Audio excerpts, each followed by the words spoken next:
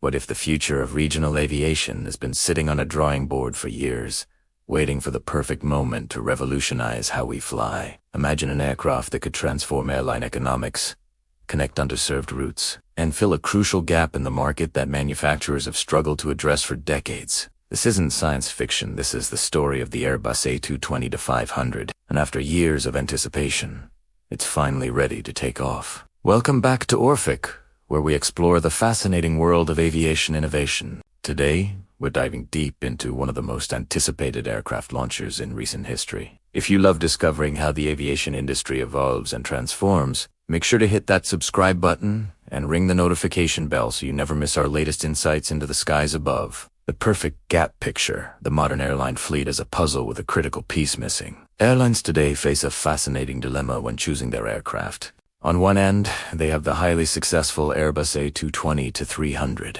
seating around 130 to 160 passengers, perfect for regional routes and smaller markets. On the other end sits the Airbus A320neo family, typically configured for 180 to 200 passengers, ideal for high-demand corridors and mainline operations. But what happens when an airline needs something in between? This is where the A220-500 enters the picture, targeting that sweet spot of approximately 180 seats. Industry analysts have long identified this gap as one of aviation's most overlooked opportunities. The demand for this capacity range has been growing steadily, particularly as airlines look to optimize their operations on routes that are too dense for current A220 models, but don't quite justify the economics of deploying an A320neo. A long journey to launch. The story of the A220-500 begins not with Airbus, but with Bombardier's ambitious C-Series program launched in the early 2000s.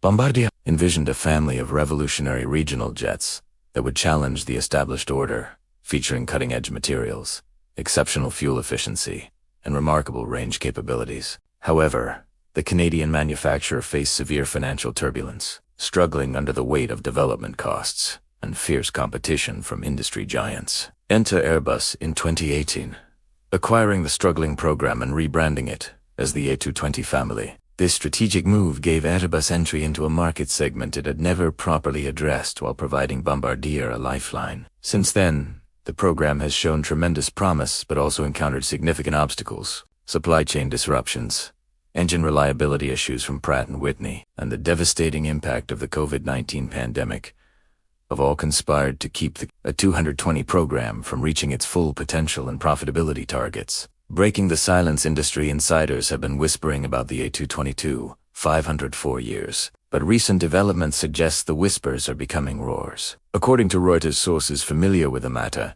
Airbus has intensified its sales campaigns and development planning, with a formal launch potentially scheduled for this year. Lars Wagner, who leads the A220 program, recently reaffirmed at the Airline Economics Conference that the A220-500 maintains its position in Airbus's strategic lineup. The timing appears deliberate and calculated. The upcoming Farnborough Air Show has emerged as the likely venue for a major announcement, providing the perfect stage for Airbus to showcase its vision to airlines, lessors, and industry stakeholders gathered from around the globe. What makes this moment particularly significant is that Airbus seems more committed than ever before. Previous hints and suggestions have come and gone, but the current momentum feels different, more concrete, more urgent, more real. The hurdles ahead, despite the growing excitement. Launching the A220-500 isn't simply a matter of stretching an existing fuselage and calling it done.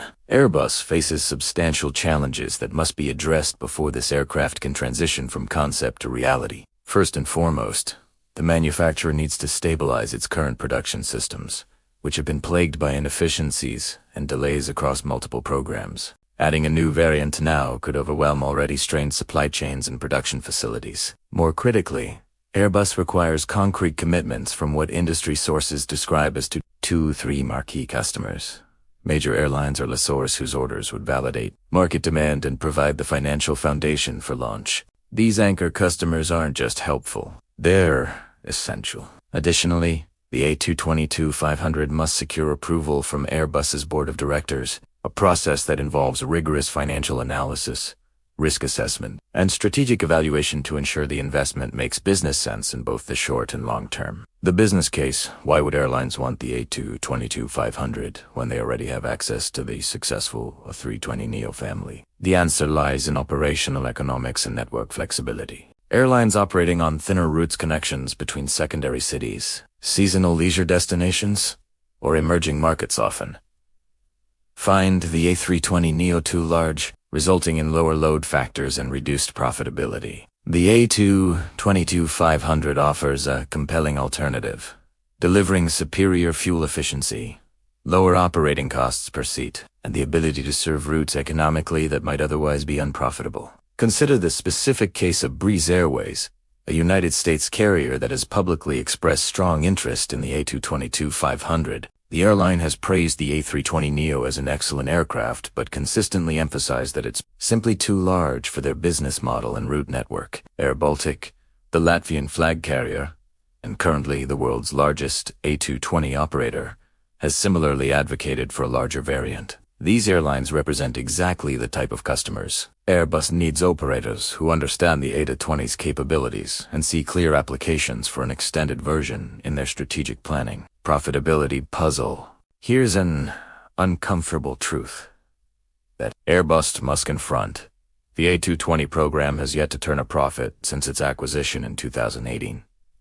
This isn't due to lack of interest. Airlines love the aircraft for its efficiency and passenger comfort. Instead, production challenges have consistently undermined financial performance. Engine shortages from Pratt & Whitney, supply chain bottlenecks affecting everything from avionics to interior components, and the industry-wide disruptions of recent years have prevented Airbus from achieving the production rates necessary for profitability. The manufacturer has been forced to reduce output targets multiple times, creating a frustrating cycle where lower production volumes maintain higher per-unit costs, which in turn impact program economics. Airbus leadership has made clear that reaching higher production rates for existing A220 variants remains a priority. As these volumes are directly tied to achieving profitability, the question becomes, can Airbus justify launching the A220-500 while still working to stabilize the current program? The answer may lie in market demand strong enough to accelerate overall program maturation and economies of scale. So where does this leave us after years of speculation, false starts, and cautious optimism? 2026 might finally be the year the A220-500 becomes reality. The pieces are aligning, market demand is clear, production challenges are gradually being resolved, and Airbus appears more committed than ever to filling this crucial gap in its product lineup.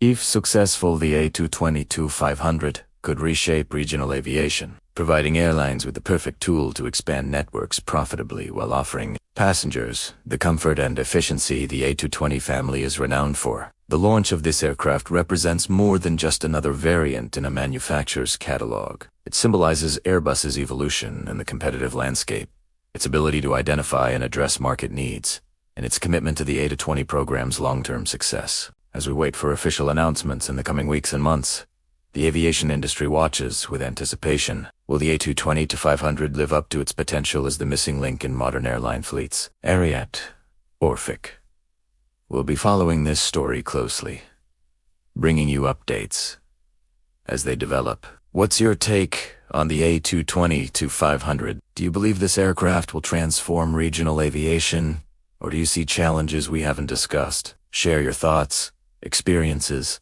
and predictions in the comments below. We love hearing from fellow aviation enthusiasts. And if you enjoyed this deep dive into aviation's next big thing, don't forget to subscribe to Orphiq for more fascinating stories about the aircraft, technology, and innovations shaping our skies.